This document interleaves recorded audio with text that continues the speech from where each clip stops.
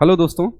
देखिए, आज हम लोग मैकेनिक्स के एक बहुत अच्छी यूनिट, बहुत शानदार यूनिट पढ़ने वाले हैं, जिसका नाम क्या है, रिजिड बॉडी डायनेमिक्स। ठीक है, इसमें हमारे पास दो चैप्टर होंगे। एक चैप्टर होगा सेंटर ऑफ मास और एक है रोटेशन मोशन। ठीक, तो रोटेशन मोशन इतना कॉम्प्लेक्स टॉपिक है, आपने अभी तक जितने भी टॉपिक्स पहले पढ़े हुए हैं सारे यूज हो जाएंगे रिजिड बॉडी डायनेमिक्स में। आप ये समझ लो, जितनी भी फिजिक्स अभी तक आप पढ़ चुके हो क्लास 11th में, सारा का सारा यहाँ यूज हो जाएगी। ठीक, तो थोड़ा कॉम्प्लेक्स टॉपिक जरूर है, लेकिन बहुत मस्त है।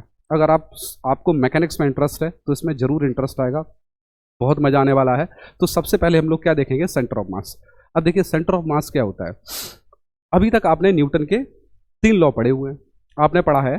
देखो, जो मेन लॉ है हम उसकी बात कर लेते हैं। मेन लॉ कौन सा है? सेकेंड लॉ न्यूटन का, F equals to m into A. ये आपके पास न्यूटन का सेकेंड लॉ है।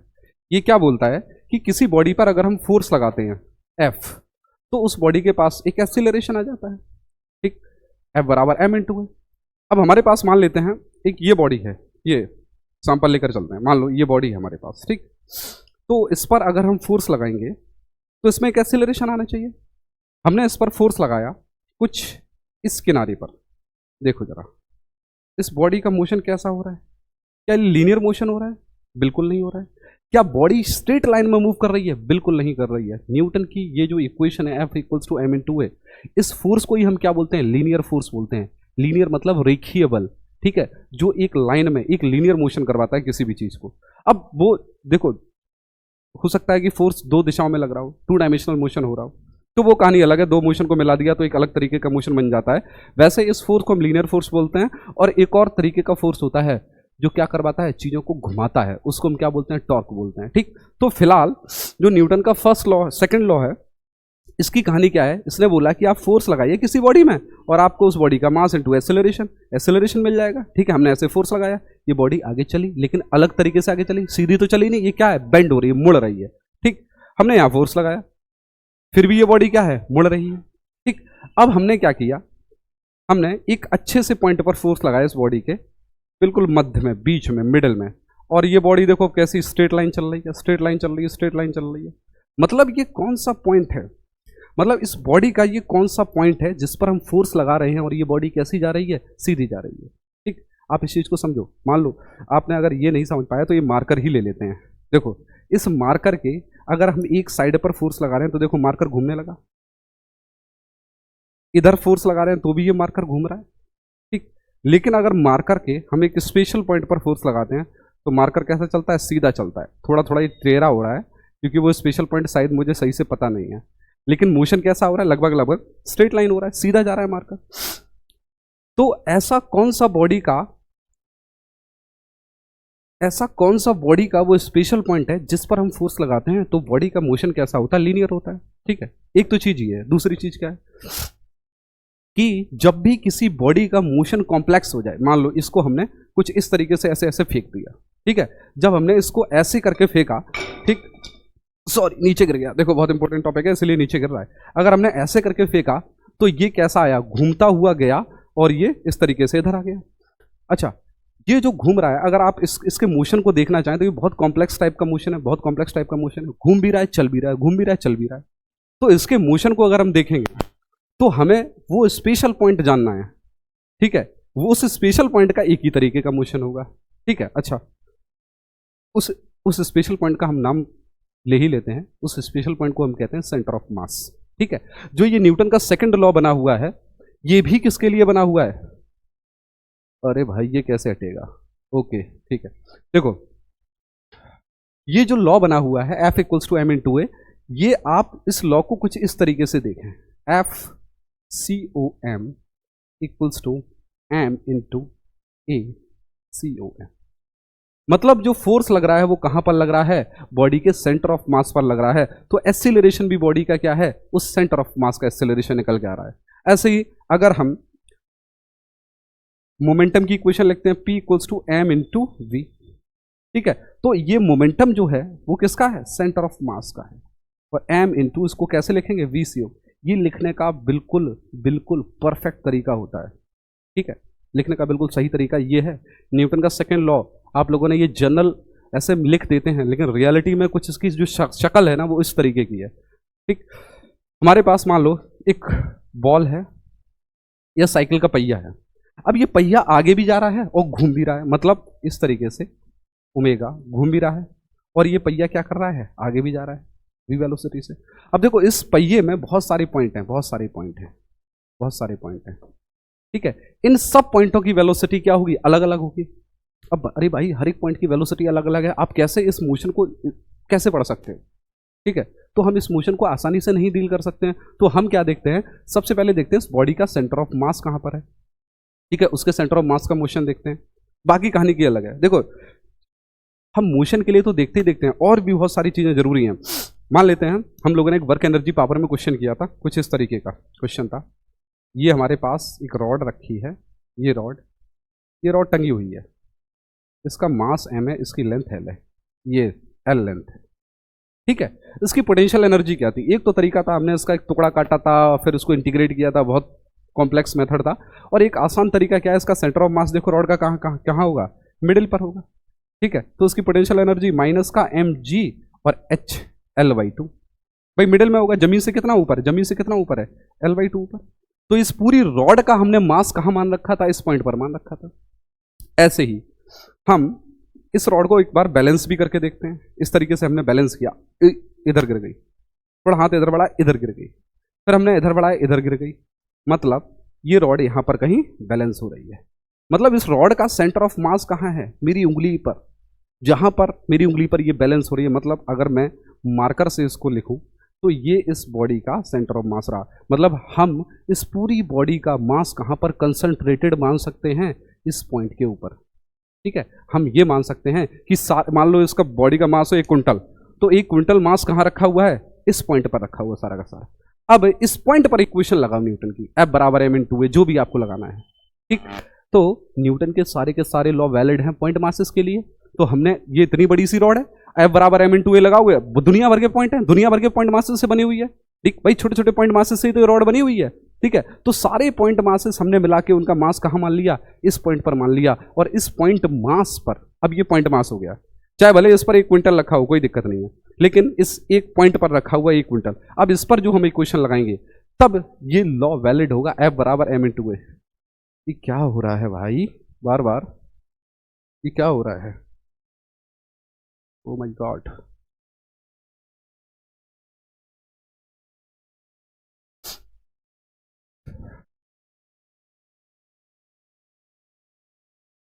ठीक, तो न्यूटन का जो सेकंड लॉ वैलिड है वो किसके लिए है, केवल और केवल जब हम सेंटर मास की स्टडी करते हैं, वो पॉइंट उस बॉडी का जहां पर सारा का सारा होल मास कंसंट्रेटेड है, उस पॉइंट के लिए ये इक्वेशन है फोर्स की, F बराबर m/a। तो आप सेंटर ऑफ मास को सीधी सिंपल भाषा में समझ सकते हैं कि बॉडी का वो पॉइंट जहां पर उस पूरी बॉडी का मास हम क्या इकट्ठा माने, रखा हुआ माने, उस पॉइंट को हम क्या बोलते हैं, सेंटर ऑफ मास बोलते हैं, ठीक है। तो इसको चाहो तो आप परिभाषा में लिख सकते हो, ठीक। इसको परिभाषा में क्या लिख सकते हो कि what is centre of mass, centre of mass, ठीक है, a point where whole mass of the system और सिस्टम या फिर body assume to be concentrated, ठीक है। ऐसा पॉइंट बॉडी के अंदर जहां पर हमने सारा का सारा मास क्या मान रखा है कि यहां पर रखा हुआ है, ठीक है। तो किसी भी बॉडी के अंदर कोई ना कोई ऐसा पॉइंट होगा, बॉडी के बाहर भी हो सकता है, बॉडी के अंदर भी हो सकता है, सिस्टम के बॉडी कह रहा हूँ, सिस्टम के बाहर भी हो सकता है, सिस्टम के अंदर भी हो सकता है, कोई दिक्कत वाली बात नहीं है, ठीक है। तो ऐसा पॉइंट जहां पर हमने सारा का सारा मास क्या मान रखा है, इकट्ठा एक जगह पर कंसंट्रेटेड मान रखा है, ठीक है। तो ऐसा पॉइंट है बॉडी का। तो निकालेंगे कैसे, इसको निकालने का तरीका क्या है, देखो हमारे पास बहुत सारे पॉइंट मासेस पड़े हुए हैं, m1 है, m2 है, ये m3 है, ये m4 है, ये mn है, ठीक है। ये बहुत सारे छोटे छोटे से पॉइंट मासेस हैं, ठीक, जो पड़े हुए हैं, ठीक। अब ये पूरा एक सिस्टम है हमारे पास, ये पूरा एक सिस्टम है, ठीक है। जैसे हम बलून के अंदर बहुत सारी टॉफियां डाल दें और उसको फूक के बड़ा सा कर दें, ठीक, और बलून को हिला के ऐसे छोड़ दें, तो उसमें बहुत सारे पार्टिकल्स, बहुत सारी टॉफियां पड़ी हुई हैं, ठीक है। तो सिस्टम का कहीं ना कहीं तो सेंटर ऑफ मास होगा, तो वो सेंटर ऑफ मास कहाँ से निकालेंगे? ये बंदा ओरिजिन पर बैठा हुआ है, ये देख रहा है सिस्टम का सेंटर ऑफ मास कहाँ होगा, तो इस पार्टिकल का ये डिस्टेंस r1 है, ये डिस्टेंस क्या है r2 है, ये डिस्टेंस क्या r3 है, ये डिस्टेंस क्या r4 है, ये डिस्टेंस क्या rn है, बहुत सारी डिस्टेंसेस हैं, ठीक। अब देखो, मान लेते हैं यहां कहीं इस लोकेशन पर पूरा का पूरा मास इस सिस्टम का रखा हुआ है, मान लिया, और इसको क्या मान लिया? RCOM, location of centre of mass, ठीक है। तो ये RCOM निकालने का तरीका क्या है? RCOM equals to M1 R1 plus M2 R2 plus M3 R3 plus MN RN over M1 plus M2 plus M3 plus MN, ठीक। इसको आप और कैसे लिख सकते हो? तो RCOM equals to sigma MI RI I बराबर 1 to N upon sigma MI I बराबर 1 to N, ठीक। ये आप ऐसे लिख सकते हो।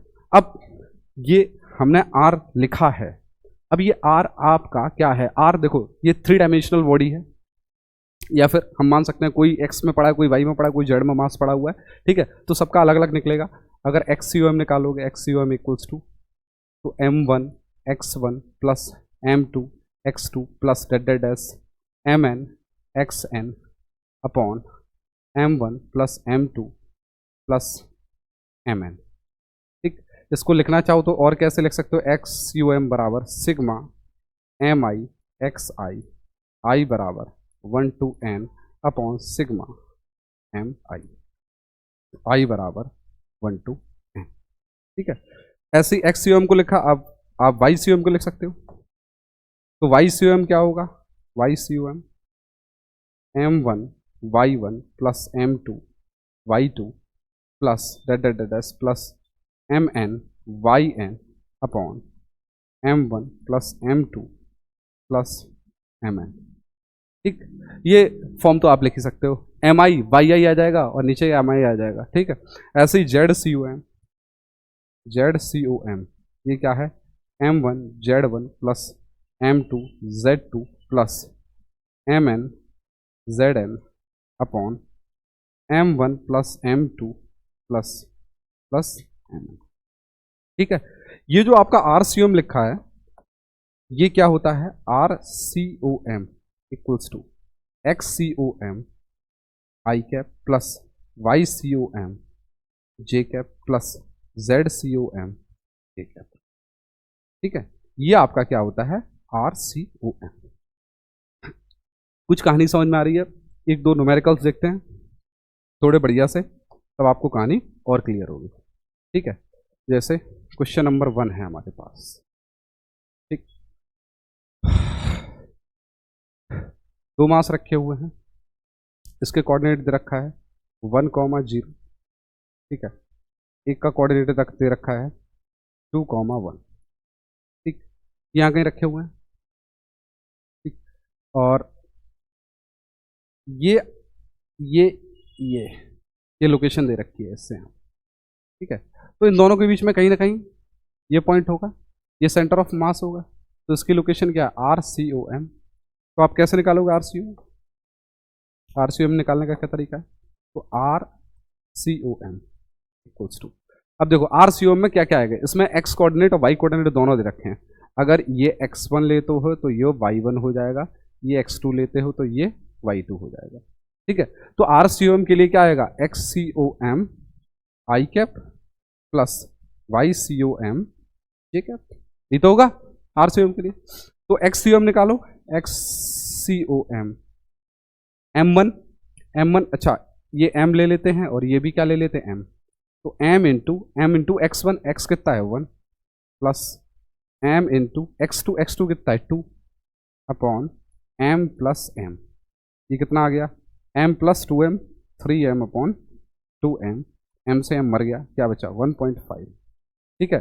ऐसे ही आप वाई सी ओ एम निकालोगे तो वाई सी ओ एम बराबर क्या आ जाएगा, m1y1 तो m इंटू वाई वन क्या है 0 प्लस m2 कितना है m और y कितना है 1 है 1 अपॉन m प्लस m, तो ये क्या आ जाएगा आपके पास m अपॉन 2m, m से m मर गया तो 0.5, तो आर सी ओ एम आपका क्या आ गया, R C O M equals to X C O M I cap plus Y C O M J cap, X C O M कितना है 1.5 आई कैप प्लस 0.5, ठीक है, ये आ गया आपके सामने। एक और छोटा सा सवाल देखो, क्या है छोटा सा सवाल, हमारे पास एक m यहाँ पर रखा हुआ है और 5m यहाँ रखा हुआ है, ठीक है, इन दोनों के बीच में डिस्टेंस दे रखी है l, ठीक। अब आपको इस बॉडी का सेंटर ऑफ मास बताना है कि कहाँ होगा, तो सबसे आसान तरीका है किसी भी मास पर बैठ जाओ, ठीक है, और उसको ही ओरिजिन मान लो, तो इसको हमने क्या मान लिया ओरिजिन 0,0, यहाँ गए तो ये क्या हो गया l,0, ठीक है। इसका सेंटर ऑफ मास बताएंगे तो किस तरीके से बताएंगे, एक्स-यू-एम निकाल लो, एक्स-यू-एम तो m1 x1 m into x1 कितना है 0 प्लस m2 क्या है 5m इंटू x2 कितना है l upon m plus 5m, आपके पास क्या आ गया 5ml अपॉन 6m, m से m मर गया तो 5l अपॉन 6, ठीक। अच्छा इसका वाई सी एम क्या आएगा, वाई दोनों जगह 0 है तो वाई सी एम क्या आ गया 0 आ गया, आर सी एम क्या आएगा, R C M equals to X C M I cap तो 5l/6 I cap plus 0 J cap, Y में तो कुछ है ही नहीं, ठीक है, ओके। अब देखिए ऑब्जर्वर के हिसाब से सेंटर ऑफ मास भी बदल सकता है, मान लो ऑब्जर्वर यहाँ बैठा हो तो इसके हिसाब से सेंटर ऑफ मास यहाँ आ गया, तो जो ऑब्जर्वर यहाँ बैठा हुआ तो इसके हिसाब से 5 पर ऑब्जर्वर बैठा हुआ है, मान लो यहाँ पर जो ऑब्जर्वर बैठा था वो ये कह रहा है कि मुझसे कितना दूर है सेंटर ऑफ मास 5l/6, और 5m पर जो ऑब्जर्वर बैठा हुआ है वो क्या कह रहा है कि मुझसे कितना दूर है सेंटर ऑफ मास, तो l में से कितना माइनस करना पड़ेगा 5l/6, तो यहाँ से कितना दूर है l माइनस 5l/6, कितना है 6l-5 तो l/6, ठीक है। तो सेंटर ऑफ मास नजदीक किसके है, तो नजदीक किसके है 5m वाले मास के, मतलब जो ज्यादा वेट है जिसका वहीं पर सेंटर ऑफ मास नजदीक होगा, सीधी सी बात है। देखो मैंने ये रोड आपको यहाँ बैलेंस करके दिखाई थी, ये सेंटर ऑफ मास था, यहाँ बैलेंस करके दिखाई थी, ठीक है। अगर मैं यहाँ पर कोई मास ऐसे रख देता हूँ तो ये नीचे गिर जाएगी, मतलब सेंटर ऑफ मास थोड़ा इधर शिफ्ट हो गया, तो ऐसे करके हमें अपनी उंगली भी शिफ्ट करनी पड़ेगी तब ये चीज बैलेंस हो सकती है, ऐसे यानी समझ में आई आपको, इस तरीके से बैलेंस हो जाएगी। तो जिधर मास ज्यादा होता है उधर बॉडी का सेंटर ऑफ मास शिफ्ट हो जाता है, ठीक। एक और जुगाड़ लगाते हैं, एक और सेंटर ऑफ मास निकालते हैं। आपके पास कुछ इस तरीके का एक मास रखा हुआ है m, ठीक, और यहाँ पर m, इनके बीच में दूरी कितनी दे रखी है l, ठीक। अच्छा देखने से हमें लग रहा है सेंटर ऑफ मास कहाँ आना चाहिए, बीच में, निकाल के देखते हैं बीच में आएगा कि नहीं आएगा। तो इसको हमने 0,0 ले लिया और ये क्या हो गया l,0, आसान है। आप यहाँ पर बैठ गए, यहाँ पर हम यहाँ से अभी कैलकुलेट कर रहे हैं सेंटर ऑफ मास, तो एक्स-यू-एम आपका कितना आएगा, X U M equals to m1 x1 m into 0 plus m2 x2 m into l upon m plus m, तो ml अपॉन 2m, m से m मर गया, ये क्या आ गया l/2, देखो x से कितना दूर आ गया l/2, ठीक। RCUM क्या हो जाएगा आपका, RCUM equals to XCUM I cap plus YCUM J cap, Y तो 0 हो गया, x कितना है l/2 I cap plus 0 J cap, आपका क्या हो गया RCUM, ठीक है। एक और बढ़िया सा सवाल ही छाप लेते हैं। हमारे पास कुछ इस तरीके का कोई कहानी है, ये m है, ये m है, ये 2m है, ये 2m, ठीक। ये स्क्वायर है जिसकी साइड क्या है a है। अब इसका सेंटर ऑफ मास बताना है, तो आप कैसे करेंगे इसको, बहुत आसान तरीका है, कहीं भी बैठ जाओ और उसको क्या मान लो ओरिजिन, हमने यहाँ बैठ गए, हमने इसको क्या मान लिया 0,0। अब देखो ना, अच्छा इसके कोऑर्डिनेट क्या होंगे, देखो कितना आगे गए, a आगे गए, बाई में तो कुछ गए नहीं तो a,0, इसके कोऑर्डिनेट लिख लो, तो कितना आ जाएगा, x में कुछ नहीं गए तो 0,a, इसके कोऑर्डिनेट क्या आ जाएंगे a,a, तो ये क्या हो गया x1 y1, ये क्या हो गया x2 y2, ये क्या हो गया x3 y3, और ये क्या हो गया x4 y4, ठीक है। अब सेंटर ऑफ मास निकालोगे तो निकाल लो, तो सबसे पहले XCOM तो m1 x1 तो 2m इंटू एक्स क्या है 0 प्लस m2 ये वाला 2m इंटू एक्स क्या है यहाँ पर a प्लस m3 ये ले लो m इंटू x3 कितना है a प्लस m4 कितना m इंटू x कितना है 0 और upon total m plus m 2m और 2m 4 और 6m। तो ये आपके पास क्या आ गया 2ma plus ma 3ma upon 6m, m से m मर गया 3 दूनी 6 तो a/2 आ गया। ऐसे ही क्या निकालोगे YCOM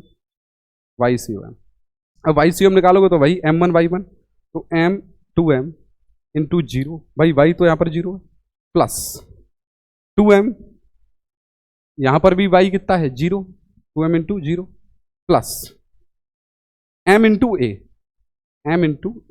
भाई यहाँ पर लोकेशन क्या है y3 की a है प्लस m इंटू y क्या है a है m इंटू a और अपॉन 6m ये कितना आ गया ma 2ma upon 6m m से m मर गया 2 3 6 तो a/3। ठीक, अब RCOM क्या होगा तो RCOM बराबर XCOM i कैप तो a/2 i cap plus a/3।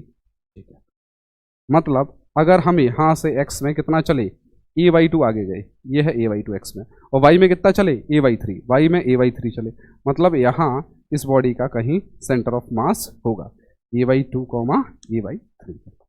कहानी समझ में आई भाई? समझ में आनी चाहिए, ये कोई इतना टफ कहानी नहीं है। ठीक है, अगला क्वेश्चन है हमारे पास, ये ले लिया एक हमने राइट एंगल ट्राइंगल। ठीक है, एक m मास यहाँ रख दिया, एक m मास यहाँ रख दिया, एक m मास यहाँ रख दिया। राइट एंगल इक्विलेटरल ट्राइंगल, ये एंगल कितना है 90 डिग्री, ये भी 45 डिग्री होगा और ये भी 45 डिग्री होगा। ठीक है, अब इस बॉडी का हमें क्या चाहिए सेंटर ऑफ मास चाहिए, इस सिस्टम का सेंटर ऑफ मास चाहिए। देखो ये डिस्क्रीट सिस्टम है, मतलब मास इधर उधर पड़े हुए हैं, यूनिफॉर्म मास नहीं। देखो ये यूनिफॉर्म मास है, ये रॉड क्या है सेम हर जगह एक जैसा मास डिस्ट्रीब्यूटेड है। इसका सेंटर ऑफ मास निकालेंगे अलग जुगाड़ से। अभी हमने डिस्क्रीट मास को इधर पड़ा, कोई इधर पड़ा, कोई इधर पड़ा, कोई इधर पड़ा, इसका सेंटर ऑफ मास हमें चाहिए। तो वही कहानी, एक ओरिजिन ले लो, इसको 0,0 आगे बढ़े कितना a, y में तो कुछ गई नहीं तो a,0।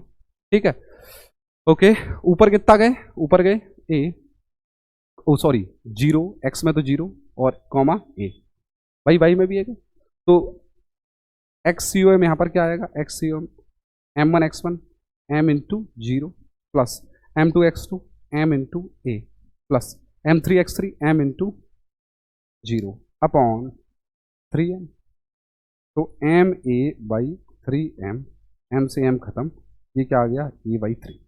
ऐसे ही YCOM निकालोगे तो YCOM कितना आ जाएगा m1 y1 m into 0 plus m into 0 plus m into a upon 3m। ये आपके पास कितना आ जाएगा ma upon 3m, ma upon 3m, m से m मर गया, ये क्या आ गया a/3। तो YCOM a/3 आ गया, XCOM इतना आ गया, तो RCOM क्या होगा RCOM equals to a/3 i cap plus a/3। ठीक है, मतलब एक्स वाई में हमें इक्वल चलना पड़ा इसका सेंटर ऑफ मास ढूंढने के लिए। ठीक, अगला सवाल कैसे करोगे, पहले तो सवाल आ जाए भाई, करने की तो बात की है। ये हमारे पास ये m मास है, ये m मास है, ये m मास है, ये हमारे पास एक इक्विलेटरल ट्राइंगल है जिसकी साइड क्या है a है। अब इसका सेंटर ऑफ मास चाहिए, तो आप इसका सेंटर ऑफ मास कैसे निकालोगे? तो देखो निकालने का तरीका सबसे आसान वही, जैसे 0,0 इसे a,0 y में तो कुछ जाना ही नहीं। ठीक है, अच्छा ये एंगल कितना है 60 डिग्री। ठीक, ये a है तो a का कंपोनेंट एक ये वाला, ये कितना होगा a का कंपोनेंट, हाइट इसकी कितनी होगी a sin 60, a sin 60, a sin 60 कितना होता है इंटू √3/2 और x में कितना जाना पड़ेगा, ये क्या होगा a/2। ठीक, आप वैसे इक्विलेटरल ट्रायंगल का हाइट का फॉर्मूला आपको पता है तो कोई दिक्कत नहीं है, मैंने कंपोनेंट करके निकाल दिए। हाइट का फॉर्मूला क्या होता है, √3/2 इंटू ए।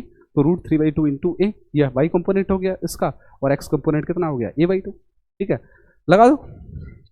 XCOM कितना आ जाएगा आपके पास, m1 into x1 0 plus m2 into x2 plus m3 into x3 m into a/2, और ये कितना नीचे आ जाएगा, m plus m plus m 3m। ये आपके पास कितना आ गया, m a/2 into 3m, m से m कैंसिल, तो a/6, a/6 आ गया। ठीक, ऐसे ही YCOM निकाल लो, तो YCOM क्या आ जाएगा, YCOM इक्वल्स टू m1/1, तो m into 0 plus m2/2, m into यहाँ पर भी 0 plus m3/3, m into a√3/2 और अपॉन 3m। तो m into a√3/2 into 3m, m से m कैंसिल आउट, a√3/6। ठीक, ये आपके पास आ गया YCOM, या आपके पास आ गया XCOM। अब RCOM निकाल लो, XCOM आई क्या प्लस YCOM। ठीक है, ठीक है, तो कोई इतना ज़्यादा टफ वाला सिनेरियो नहीं है। ठीक है, और आपको थोड़ा सा और चाहिए तो और बढ़िया सा थोड़ा लेते हैं एक सवाल। देखिए हमारे पास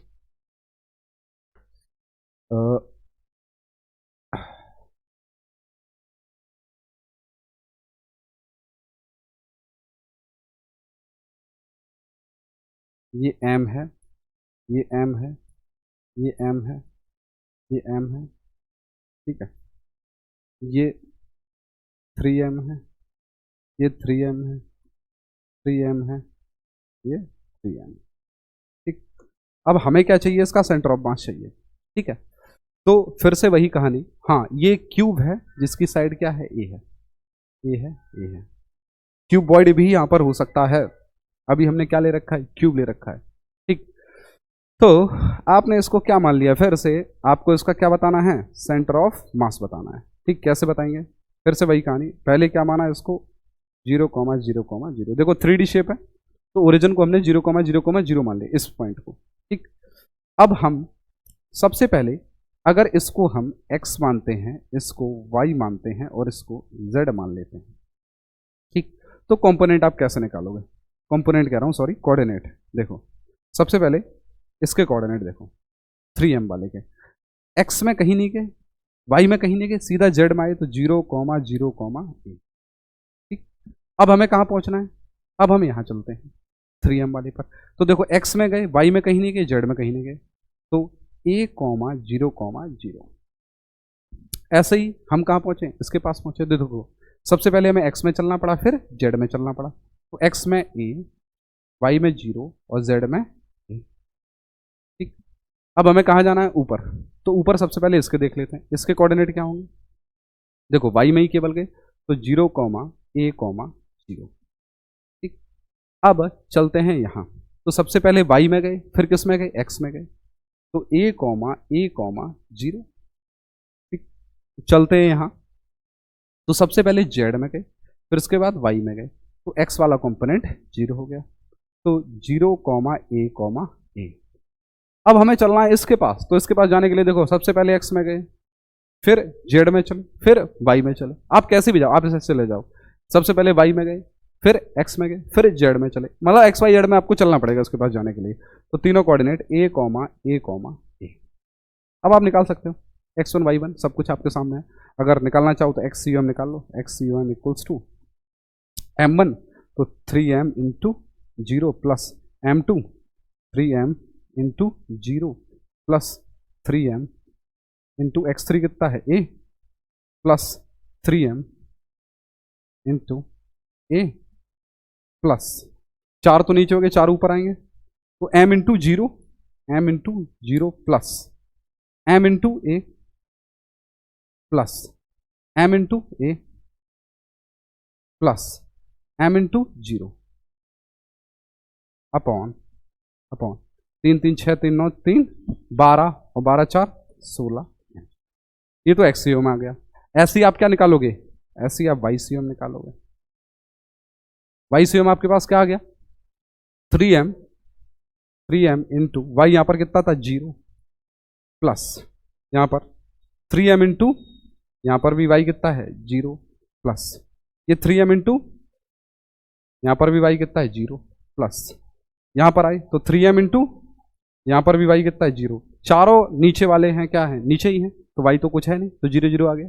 ऊपर प्लस m इंटू यहाँ पर y कितना है a प्लस m इंटू यहाँ पर भी y कितना a प्लस m इंटू यहाँ पर भी y कितना a प्लस m इंटू यहाँ पर भी y कितना है a और नीचे कितना आ गया 16। ठीक, ऐसे ही आप क्या निकाल लो ZCOM 3m इंटू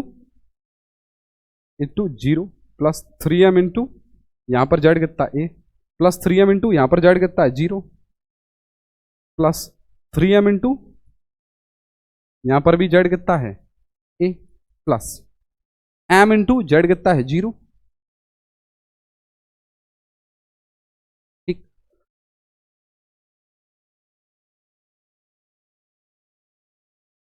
तो m into m into m into m into a m into 0 plus जो भी है आप लिख सकते हो आसानी से, कोई दिक्कत नहीं है। ठीक, ये XCOM आ गया, ये YCOM आ गया, ये ZCOM आ गया। अब RCOM आपका वही तरीका लिखने का है, XCOM I cap plus YCOM J cap plus ZCOM J cap. ये आपके पास क्या आ गया सेंटर ऑफ मास। ठीक है, तो देखो अभी मैंने कुछ क्वेश्चंस लिए हैं, केवल सेंटर ऑफ मास का इंट्रोडक्शन दिया है आपको। ठीक है, तो बेसिक डिस्क्रीट मास सिस्टम का कैसे निकालेंगे, तो जो हम कल देखने वाले हैं लेक्चर, इसका डिस्क्रीट मास सिस्टम का जो हम निकालते हैं उसके साथ साथ हम लोग देखेंगे यूनिफॉर्म मास को कैसे निकालेंगे।